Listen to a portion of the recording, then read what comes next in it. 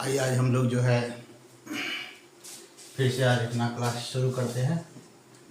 आज 6 अगस्त है। आज के दिन जो है हम लोग अपनी ग्रामर क्लास को आगे बढ़ाएंगे। तो आज हम लोग सीखने वाले हैं use of had to. Okay, what we are going to learn the use of had to. देखिए, पिछली कक्षाओं में हम लोगों ने सीखा use of is to, am to, are to, use of was to, were to, use of has to, have to. सारे videos uploaded हैं। आप जो है हमारी पिछली कक्षाओं में जा करके उन सारे वीडियो को देख करके उसके कॉन्सेप्ट को समझ सकते हैं। तो आज की क्लास में हम लोग जो है we are going to see the uses of had to. देखिए, एक्चुअली होता क्या है कि जैसा कि हमने पिछले कक्षा में देखा कि कोई कार्य जो है कंपल्सन के साथ या अनिवार्यता के साथ हमें करना पड़ता है तो हम लोग हैज टू का प्रयोग करते थे, मतलब for the present sense. Okay, but जब कोई चीज़ हम लोग कोई ऐसा वाक्य जो हमारे सामने आता है जो ये इंडिकेट करता है कि कोई कार्य को हम लोगों ने व्यवस्थापूर्ण किया है, we have done because of compulsion, because of necessity, then we are using had to।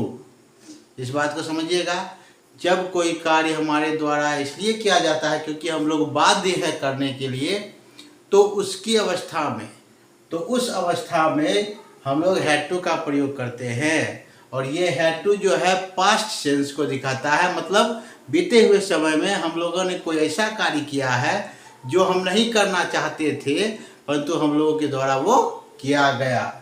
उस अवस्था को व्यक्त करने के लिए, उस तरह के वाक्यों को इंग्लिश में ट्रांसलेट करने के लिए हम लोग हैड टू का प्रयोग करते हैं। ये जो है बाध्यता को प्रदर्शित करता है। ठीक है, फॉर एग्जाम्पल, उसको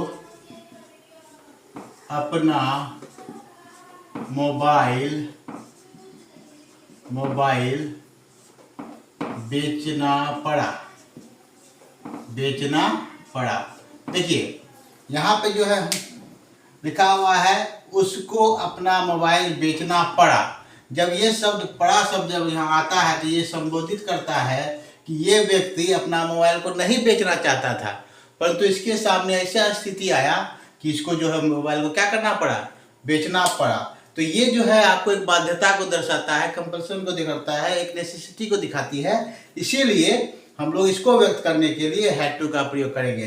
इससे पहले जो हम लोग हैज टू, हैव टू का प्रयोग करते थे तो वहाँ पे जो था ये पास्ट टेंस नहीं आ रहा, ये पास्ट टाइम नहीं आ रहा था, सॉरी, और जो है वहाँ पे प्रेजेंट टाइम का बोध हो रहा था। लेकिन यहाँ पे हम लोग को पास्ट टाइम का यानी कि बीते हुए समय का बोध हो रहा है। तो बीते हुए समय में जब कोई कार्य किया जाता है हमारी बाध्यता के कारण या कंपल्सन के कारण, उस अवस्था में हम लोग क्या करते हैं, हैड टू का प्रयोग करते हैं। और हम लोग जानते हैं कि हैड का प्रयोग हर एक सब्जेक्ट के साथ होता है, चाहे वो आई हो, वी हो, यू हो, दे हो, ही हो, सीट हो, राम हो, श्याम हो, राम के पिताजी, मेरे पिताजी, आपके पिताजी, चाहे जो भी आए उसके साथ हम लोग हैड का प्रयोग कर सकते हैं। इसमें कोई रूल रेगुलेशन नहीं है। जैसे कि हैज के साथ था बाध्यता कि किसके साथ करना है, हैव के साथ था है कि किसके साथ करना है, ई के साथ, इज के साथ है, और आर के साथ है, वाज के साथ है, वर के साथ है।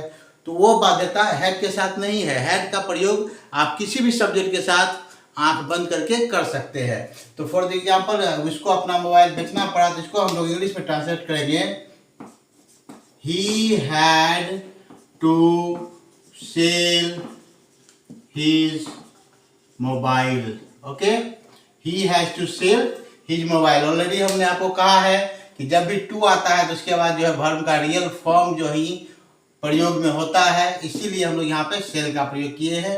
अब जब मान लीजिए अगर यहाँ रहता मुझे अपना मोबाइल बेचना रहता, फिर भी हम यहाँ पे आई हैड का ही प्रयोग करते।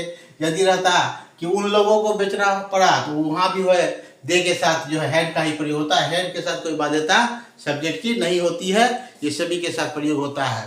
तो मुझे विश्वास है आप लोग इस बात को समझ रहे हैं। हैड टू का प्रयोग उस अवस्था में करेंगे जब कोई कार्य बाध्यता के कारण किया गया, उसको इंडिकेट करने के लिए, उसको इंग्लिश में ट्रांसलेट करने के लिए we just use had to. We use had to when something is done because of necessity, because of compulsion, because of unwillingness, then we use had to. Okay, this is for today's class. Thank you so much. Keep watching, keep sharing.